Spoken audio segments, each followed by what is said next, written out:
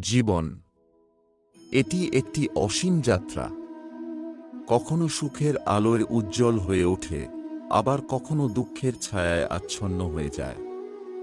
কিন্তু শ্রীকৃষ্ণ বলেছেন, এই সুখ দুঃখ, আনন্দ বেদনা সবই জীবনের অঙ্গ। এগুলো আসবে এবং যাবে, ঠিক যেমন ঋতুর পরিবর্তন। কিন্তু আমাদের মনে রাখতে হবে, এগুলো অস্থায়ী। সুখ আসলে কি?